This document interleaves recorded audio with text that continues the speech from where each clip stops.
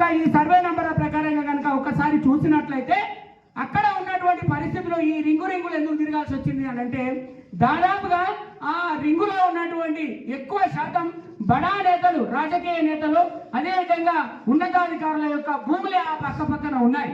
ఆ పక్క పక్కన ఉండడం వలన అది రింగులుగా తిరుగుకుంటూ 201 కిలోమీటర్కు బదులుగా 218 కిలోమీటర్లకు పెంచడం అనేది జరిగింది.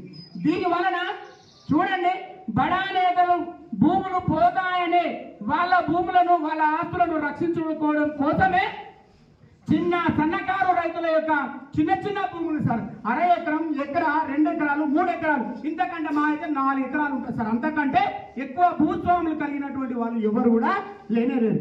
మరి వీళ్ళ పరిస్థితి ఏంటంటే ఇప్పుడు చివరి దశలో ఉన్నటువంటిది కొనవూపుని చచ్చే ముందర తులసి నీళ్ళు ఏ విధంగా అయితే పోస్తారో సార్, మీకోసం ఆ తులసి నీళ్ళు కాదు, మీ చేత ఒక తీర్థం అందుకోవాలని ఇంతమంది మీ చేతితోని ఎదురు చూస్తున్నాం సార్, మీ వాయిస్ కోసం. ఎందుకంటే వీళ్ళ ప్రాణాలని తులసి తీర్థం కోసం కాస్త ఎదురు చూసేటువంటిది. మీరు ఇచ్చేటువంటి కొబ్బరి కాయలో ఉన్నటువంటి కొబ్బరి నీళ్లు తీర్థంతో ఏ విధమైనటువంటి సమానమో మీ చేతితో ఇచ్చేటువంటి ఒక అభయహస్తం, మీకు నేనున్నాను, మీకు అండగా నేనున్నాను, ఏదైనా సరే మీకు తప్పనిసరిగా న్యాయం చేస్తానని ఒక్క మాట మీ వాయిస్ కోసమే ఇన్ని ప్రాణాలు ఎదురు చూస్తున్నాను ఈ సందర్భంగా నేను చెప్తున్నాను. అయితే ఈ 4 మండలాలలో సార్ మీకు ప్రధానమైనటువంటి విషయాన్ని మీ ముందు ఉంచుతున్నాను. ఈ 4 మండలాలలో వ్యాపార వాణిజ్యాల కోసం పండించేటువంటి పంటలు కాదు సార్.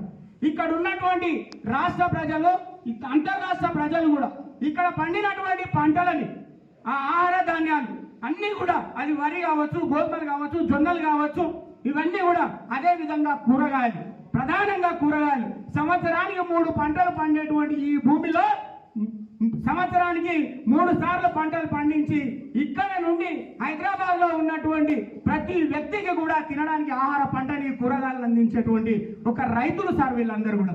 మరి ఇటువంటి వారిని పొట్టకొట్టి ఇటువంటి దీనస్థితికి తీసుకొచ్చి మరి రోడ్డు పైన వేయడమా లేదా వాళ్ళకి జీవనాధారాన్ని అందించడం అనేది మీ మీదనే ఆధారపడి ఉందని ఈ సందర్భంగా మేము ముందు ఉంచుతున్నాను. అయితే వీళ్ళందరినీ రక్షిస్తారని, ఇంకోవేళ రక్షించరు కాదు అనుకుంటే చివరి క్షణం ఏంటంటే మందు డబ్బాలు చేతులు పట్టుకొని తాగి చచ్చిపోతే వాళ్ళని వాళ్ళ రోడ్డు పైన వేసేసి వాళ్ళ మీద రోడ్డు వేయాలని కూడా ఈ సందర్భంగా మేము ఒక దీనస్థితిలో ఉన్నటువంటి పరిస్థితి మీ ముందుంచడానికి ప్రయత్నం చేస్తున్నాం సార్. మీ యొక్క తీర్థం కోసం, మీరు ఇచ్చేటువంటి తీర్థం కోసం ఈ రాకంచర్ల నరసింహస్వామి సాక్షిగా మీరు ఇస్తారని, తప్పనిసరిగా మీ అందరూ మా వెంట ఉంటారని వేదిక మీద ఉన్నటువంటి పెద్దలందరూ కూడా ఒక జేఏసీ ఇప్పటివరకు శుభప్రదాన్ని అన్నాడు.